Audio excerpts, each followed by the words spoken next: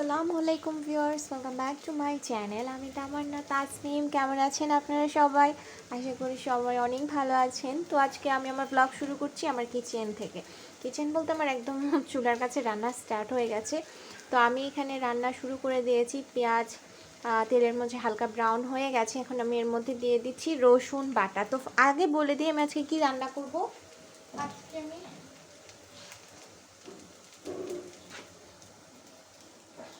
রান্না করব হচ্ছে লইট্টা মাছ এবং এই লইট্টা মাছটা আমি রান্না করব একদম কক্সবাজারের হোটেলে যেভাবে রান্না করে সেভাবে।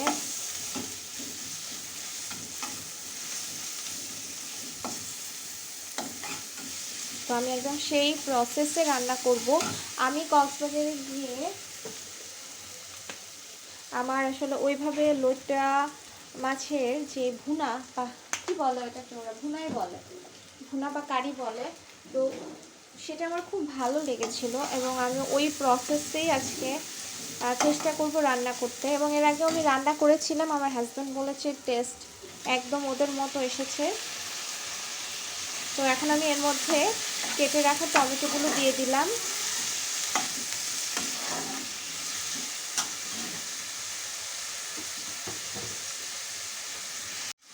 তো এই টমেটোগুলোকে আমি অনেক ভালো করে কষিয়ে নিব তেলের মধ্যেই। এখন আমি এর মধ্যে কোনো মশলা দিচ্ছি না, টমেটোগুলোকে আগে ভালো করে কষিয়ে নেব।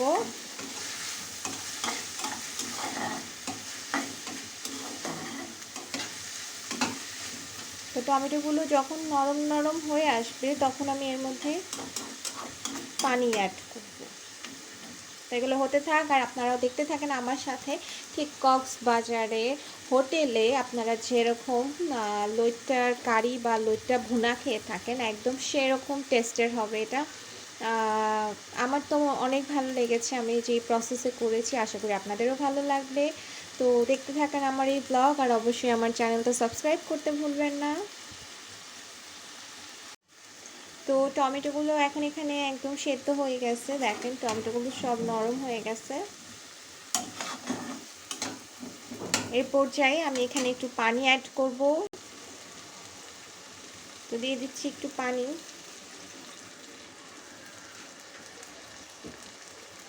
এখন একে একে আমি এর মধ্যে মশলা দিয়ে দেব। হলুদ, মরিচ, ধইনা জিরা আমি এখানে একসাথে করে রেখেছি, তো এটা আমি এখন এর মধ্যে দিয়ে দিব।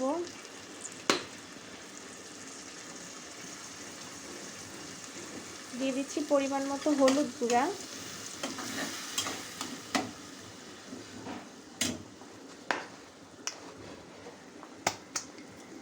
মরিচ গুঁড়া,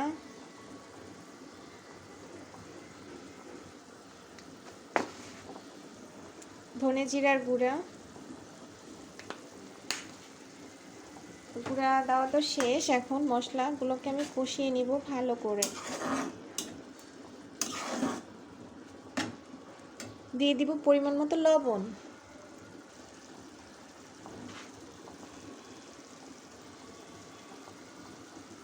পরিমাণ মতো লবণ দিয়ে দিলাম।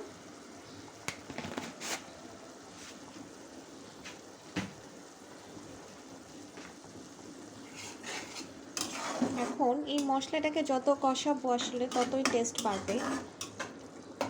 তো এটাকে আমি ভালো করে চুলার আঁচ অল্পতে রেখেই এই তরকারিটার মশলাগুলোকে আমি ভালো করে কষিয়ে নেব।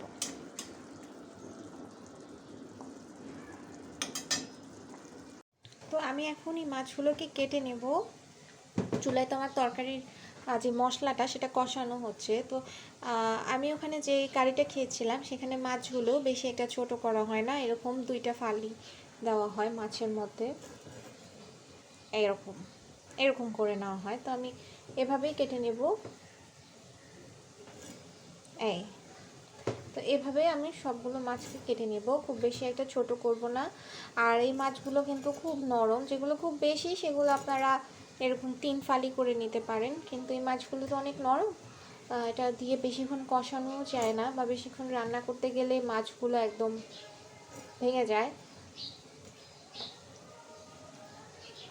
তো সেই জন্য এই মাছগুলোর মশলাটা ভালো করে কষিয়ে নিয়ে তারপরেই আমি মাছগুলো দেব। এটা দেওয়ার পর খুব বেশি একটা কষাতে হবে না।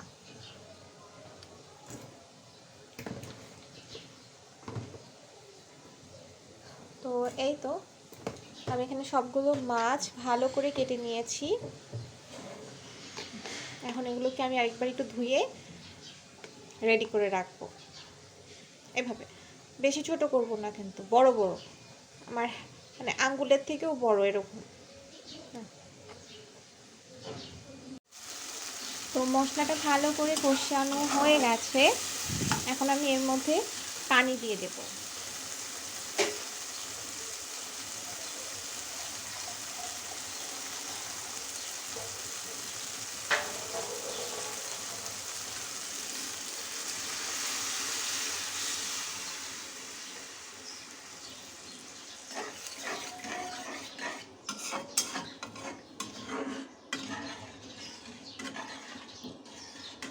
এখন আমি এর মধ্যে পানি দিয়ে দিলাম।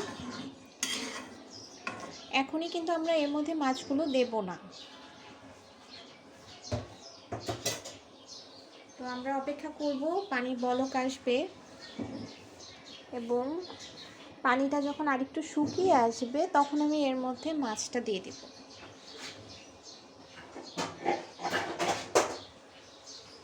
এখন আমি এটা ঢেকে দেব,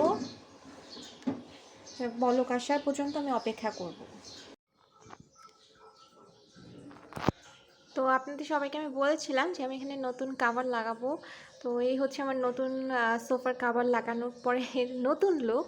তো আমি এখানে এই যত জিনিস আছে সোফার কাভার থেকে শুরু করে বালিশের কাভার সবই আমি অনলাইনেই কিনেছি, কোনোটাই মার্কেটে যেয়ে আমি কিনে নিয়ে আসিনি আসলে। কারণ আসলে মার্কেটে গেলে আমি ওইভাবে কোনো কিছু খুঁজে পাই না। তো আমার মনে হয়েছে যেহেতু সোফার কাভারটা এক কালারের, তাই বালিশের কাভারটা মানে এত ডার্ক আমি রাখবো না, একটু হালকার মধ্যেই রাখবো। তো আমি এখানে সাদার মধ্যে হালকা পার্পল যে কালারটা আমি পেয়েছি সেটাই আমি নিয়েছি আসলে। এখানে অবশ্য একটু লাল বা খয়েরি কালার আছে, আবার পার্পল কালারও আছে। আমার সোফার কাভারটা ক্যামেরায় ঠিক আসতেছে না, কিন্তু এটা কিন্তু পার্পল কালার, একদমই পার্পল, ডার্ক পার্পল যেটাকে বলে, বেগুনি একদম সেটা। তো এই বালিশের কাভারগুলোতে দুই সাইডেই এই সেম প্রিন্ট করা, এবং এটা ঠিক কটন কাপড়ও না, তবে আমার খুবই পছন্দ হয়েছিল অনলাইনে এই কাভারগুলো দেখে, তাই আমি আমার সোফার বালিশের জন্য এই কাভারগুলোই চুজ করেছি। আর এই কাভারগুলো দেওয়ার পর আমার কাছে মনে হচ্ছে আমার সোফার ঘরের লুকটা অনেকখানি চেঞ্জ হয়ে গেছে এবং অনেকখানি ব্রাইট লাগতেছে। ফার্স্টে এক কালার দেওয়ার কারণে একটু ডার্ক লাগতেছিল, তো কাভারগুলো দেওয়ার কারণে এখন মাশাআল্লাহ অনেকখানি ব্রাইট লাগতেছে।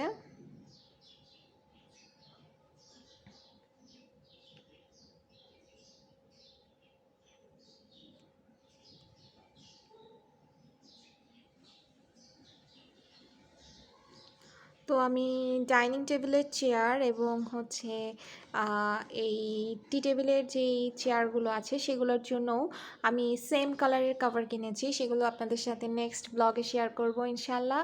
তো চলুন চলে যাই এখন আমার রান্নাতে। তো এখানে পানিতে বলক চলে আসছে।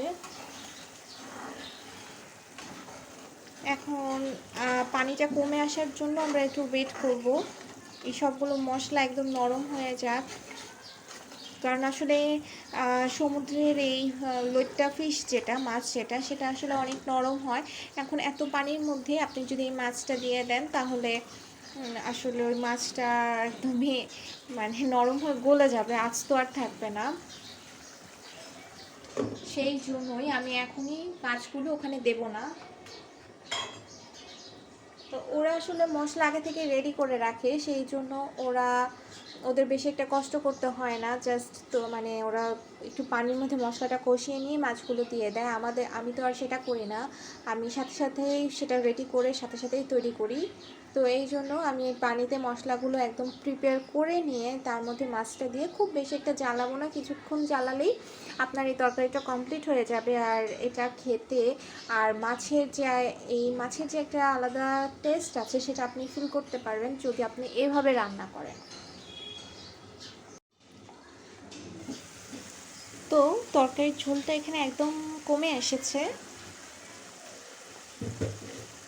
এখন আমি এর মধ্যে মাছগুলো দিয়ে দিব।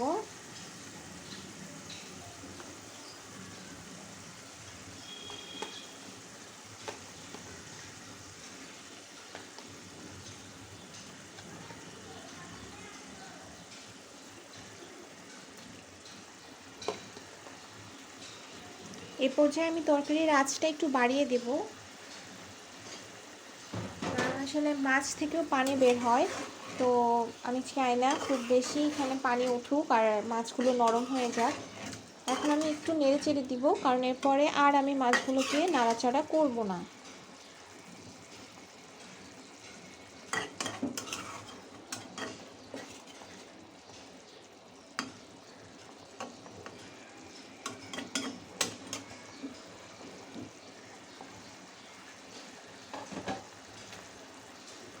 এখন আমি এর মধ্যে ধনেপাতাও ছিটিয়ে দেব।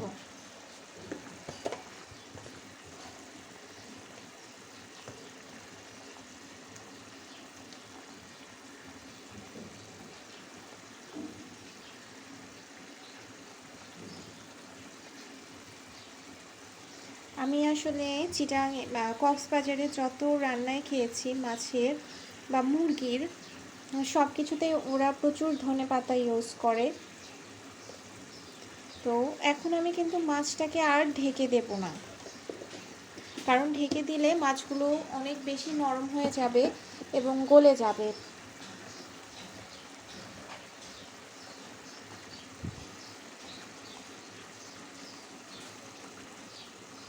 তো যেহেতু এই মাছগুলো খুবই নরম একটা মাছ, তো এভাবে মাছগুলো রান্না হয়ে যাবে, সুন্দরভাবে কুক হয়ে যাবে। তো এটা হয়ে আসা পর্যন্ত আমরা অপেক্ষা করব, আর অবশ্যই এটা আমরা ঢাকনা দিয়ে ঢেকে দেব না।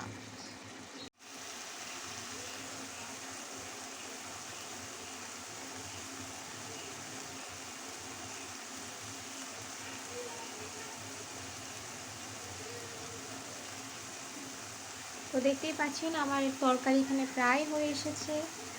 আর এখন এটাকে তো অবশ্যই নাড়াচাড়া বেশি করা যাবে না, তাহলে মাছগুলো ভেঙে যাবে। আলতো করে আপনারা হাঁড়িটা ধরে একটু ঘোরালেই ব্যাস হয়ে যাবে।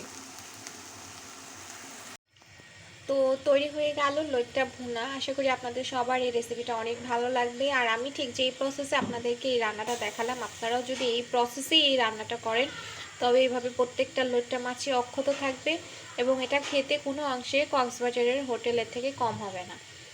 যারা কক্সবাজারে গিয়েছেন এবং ওখানকার লইট্টা ভুনা খেয়ে ওখানকার লইট্টার ফ্যান হয়ে গেছেন, তারা ঢাকাতেও এসে এভাবে লইট্টা রান্না করে দেখবেন, আপনাদের লইট্টার রান্নাটা অসাধারণ লাগবে। তো অবশ্যই আপনারা আমার এই রেসিপিটা ট্রাই করবেন এবং ট্রাই করে আমাকে জানাবেন কেমন হলো। আর যদি ভালো লাগে তবে অবশ্যই আমার চ্যানেলটা সাবস্ক্রাইব করে দিবেন এবং আমার চ্যানেলের পাশে থাকবেন।